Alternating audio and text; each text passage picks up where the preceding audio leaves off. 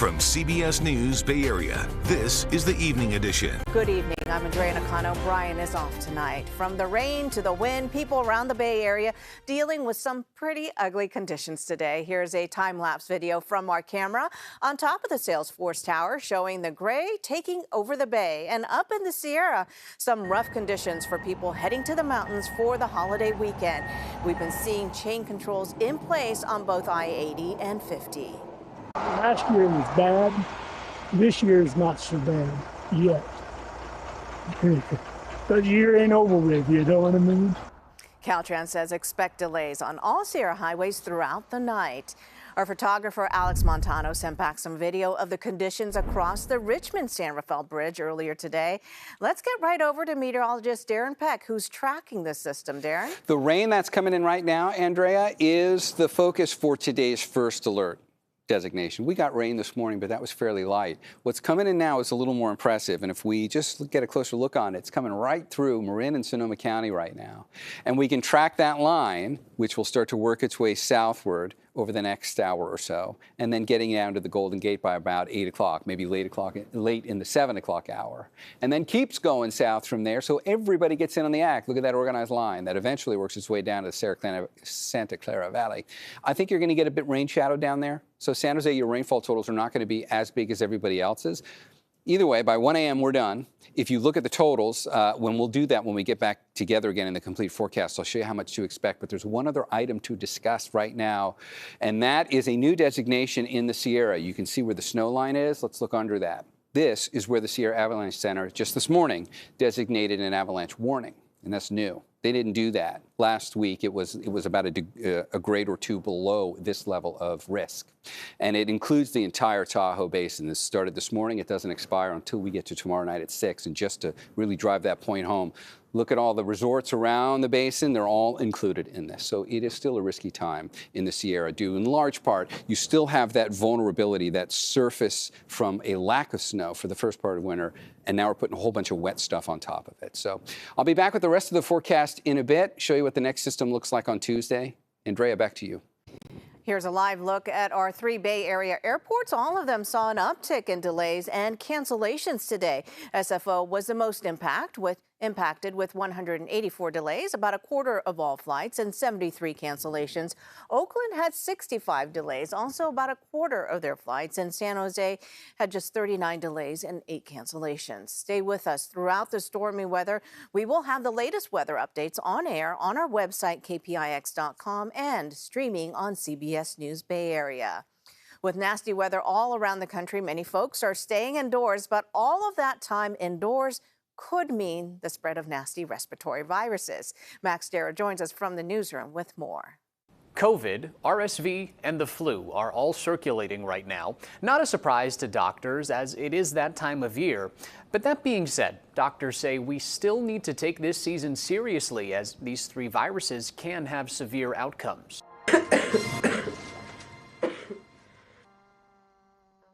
Respiratory viruses are running amok. All of us probably right now know somebody or several people with COVID. That's Dr. John Schwartzberg, an infectious disease expert at UC Berkeley. I'm taking a lot more precautions now than I was just 6 weeks ago. I don't want to get sick with anything. And I certainly don't want to get COVID or influenza or RSV, because those diseases are really harder on people than many of the other pathogens. According to wastewater surveillance data, a strong indicator of how much virus is spreading throughout a community, Bay Area-wide, COVID detection has gradually but continually increased since Thanksgiving. RSV has as well. State data shows moderate flu activity across our region. However, wastewater surveillance shows a higher concentration in the South Bay.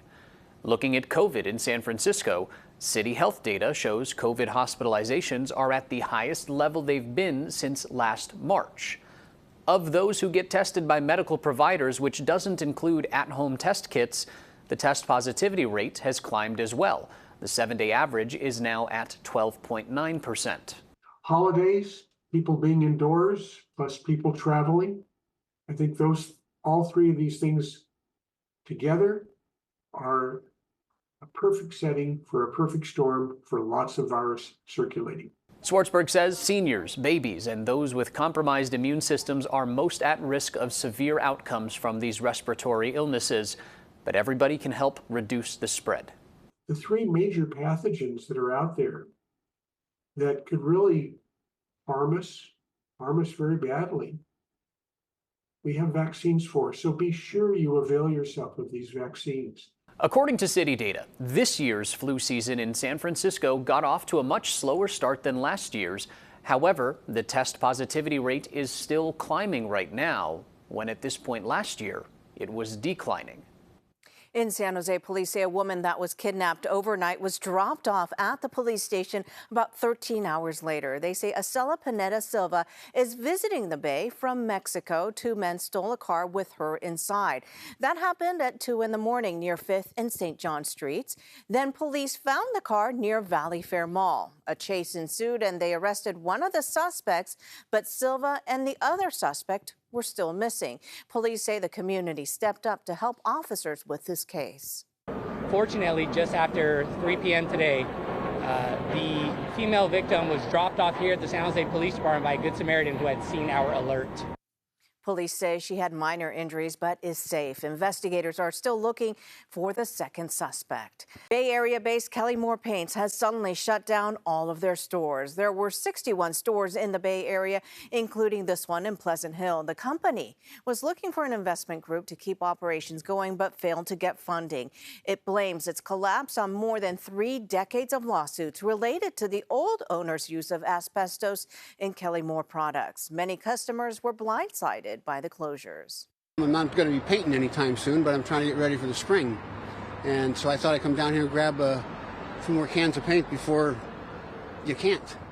But I didn't expect them to be closed right now. I thought they'd be open for a little while till they kind of wind things down because they have all this inventory. So what are they going to do with it? Kelly Moore Paints was founded in San Carlos in 1946. A new owner purchased it in 2022. In Oakland, protesters shut down the port demanding the U.S. to stop providing aid for Israel and called for a ceasefire in Gaza.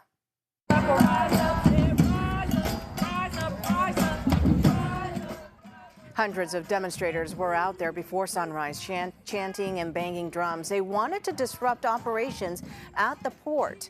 Protesters left, then returned to disrupt the afternoon shift at the port. A big crowd marched outside and blocked nearby streets.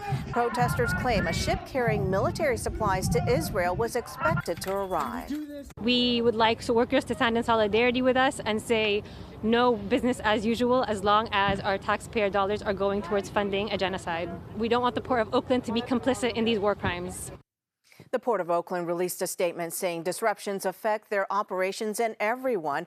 They went on to say it also impacts the timely flow of international commerce.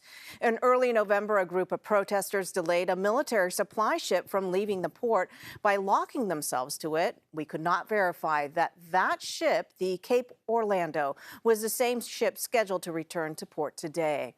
Meanwhile, a U.S. official says the Biden administration has carried out more strikes against Houthi targets in Yemen Friday. Those strikes come a day after a coordinated multi-nation attack on nearly 30 Houthi locations. U.S. military officials say more than 150 precision-guided munitions struck more than 60 targets at nearly 30 locations, including command centers, missile and drone launch sites, and air defense systems. A Houthi military spokesman said 5 people were killed and 6 were wounded. The coalition bombardment came in response to weeks of Houthi drone and missile attacks on commercial ships in the Red Sea, a vital trade route. Dozens and dozens of targets struck, again, intended to degrade and disrupt the capability of the Houthis to conduct these kinds of reckless and illegal attacks. The Houthi vows to retaliate. The U.S. Navy warns American ships to stay out of the Red Sea for the next 72 hours. A developing story out of Capitol Hill. Sources tell CBS News that congressional leaders reached a deal on a short-term funding bill that will avoid a partial government shutdown. For now, the resolutions would keep the government funded through March 1st and March 8th. If you feel like you're having deja vu, don't worry. This is the 3rd time since September Congress has settled for a short-term spending bill. There are no signs that they are any closer to a longer-term deal. Well, just 2 days before the Iowa caucuses, the state is seeing whiteout conditions and record-breaking cold. The severe weather has forced Republican contenders to adapt, and many are wondering how the bitter cold will impact voter turnout. Natalie Brand reports from Iowa. Despite inches of snow on the ground and sub-zero temperatures, the campaigns are trying to plow ahead during this final weekend before caucus night. They can throw a blizzard at us, and we are gonna fight. Florida Governor Ron DeSantis traversed the state for a series of events, including a stop at the headquarters of the super PAC supporting him. Volunteer Debbie Hettinger says she's made 2,000 calls on behalf of DeSantis since she started volunteering in October. What do you think DeSantis' chances are? Well, I think they're very good because they have a really good ground game here.